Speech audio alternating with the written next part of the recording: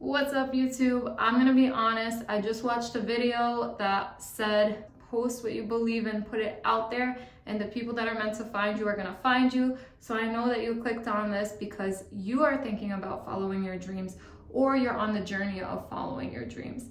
I decided to get on here and put my first talking video out today.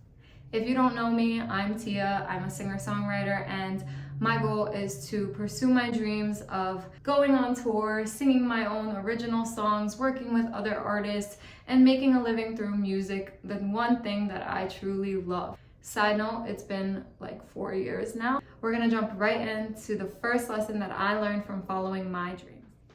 Lesson number 1. It is the hardest but most fulfilling thing that you will ever do.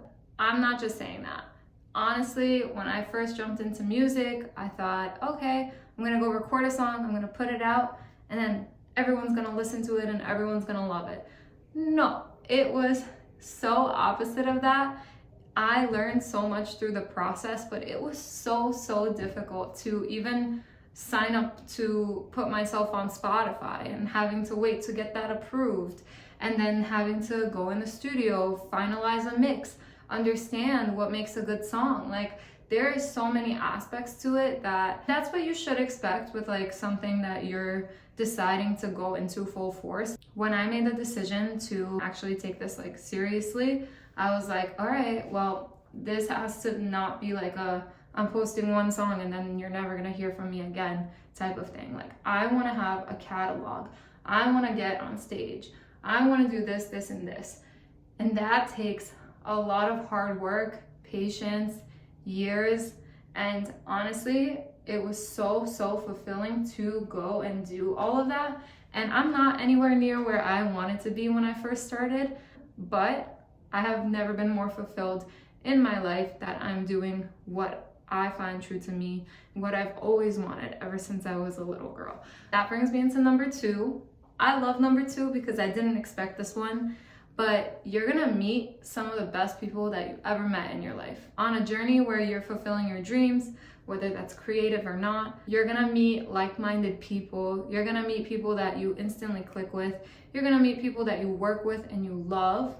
You're also gonna meet people that you don't, but that's okay, because in situations like that, where you're going after a dream, the people that are not supportive and not seeing the vision in the same way as you will easily be weaved out. So don't worry about that. I'm just saying, I think you're gonna meet a lot of cool people that have a similar mindset. You're gonna find people that are your lifelong friends, and honestly, being able to go on stage with them, hold hands before the performance, get up there and have the same experience together, like, is so incredible. Like, all of my engineers, producers that I've worked with, I am just so grateful for these people that have been in my life, and fellow artists that create these communities of people that have the same visions and same goals. You meet so many people that you love, so there's no reason not to go after it. Don't be afraid of the people that love the same thing that you do, and don't look at them as competition. You should be there to support each other, not to compete against each other. You should be there to motivate each other and encourage each other. So if there's one thing that I've learned from being with like-minded individuals, it's that we should feed our energy off of each other and never put each other down. I know I kind of sound like a second grade teacher right now, but I just needed to say that. That brings me to lesson number 3. Nobody's coming to save you. Nobody's coming to do your work for you. I'm sorry, but if you choose to go after your dreams, you need to be responsible for what you're doing and what tasks you're completing. You need to have your to-do list in check. And sometimes that's really hard. As somebody that has been managed my whole life, I've worked in tech, I work in media, like, it is definitely nice to have a manager, to have somebody to tell you, hey, this is due on Friday, we're gonna do a presentation next Monday. Whereas when you're working for yourself, you really need to stay on top of that, and if you don't, everything will just fall apart. And I'm not the best at this, I really am not. And I'm trying to be better, and I think it comes with a lot of discipline, having a routine, being able to set things up in the right way. And it is overwhelming, it is very difficult, it is exhausting to be your own boss, but it is also very fulfilling to know that you have the control to be able to be your own boss. Jumping into number 4, which is honestly one of the coolest lessons that I've learned, is that you get to learn a lot, which means for me, I got to learn cover arts, how to mix, how to master songs, how to record myself, how to dance, reteaching myself how to do like hip hop, pop, jazz dances.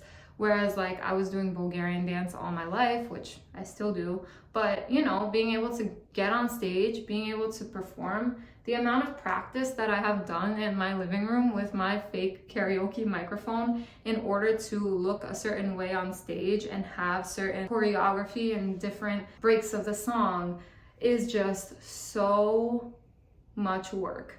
And it's so cool though, because you learn so much about yourself through that process.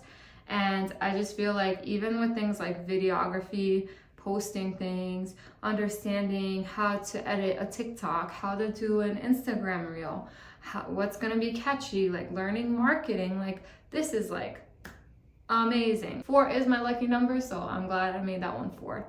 And then finally, number 5, okay, that's 10, but I mean 5.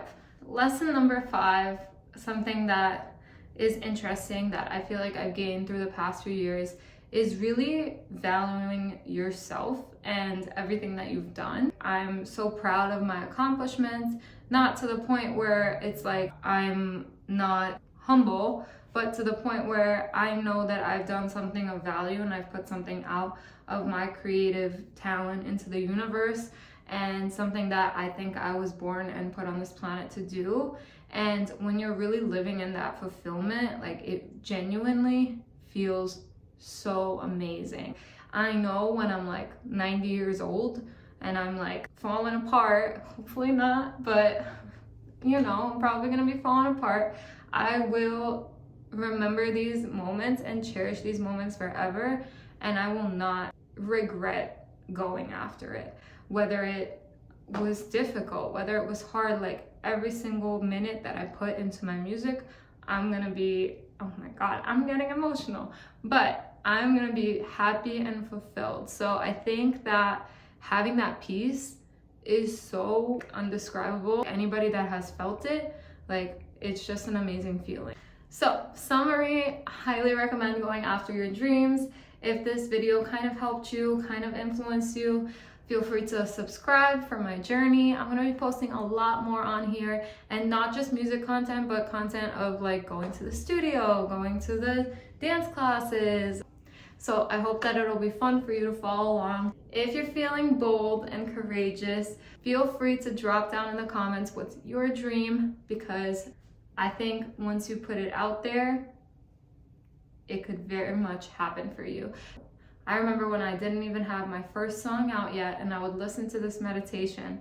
This is so corny, but I wrote an entire comment on this meditation, and it was like, I will be a singer, I will have music videos, I will perform on these stages, and like I will do this and that. And a lot of that started to manifest for me, and I would listen to it every night, and I would be thinking about these things, and like, you have to believe it. And I think listening to it and putting it down in writing is really gonna help you believe it. So thank you for listening to my 5 reasons why you should pursue your dreams.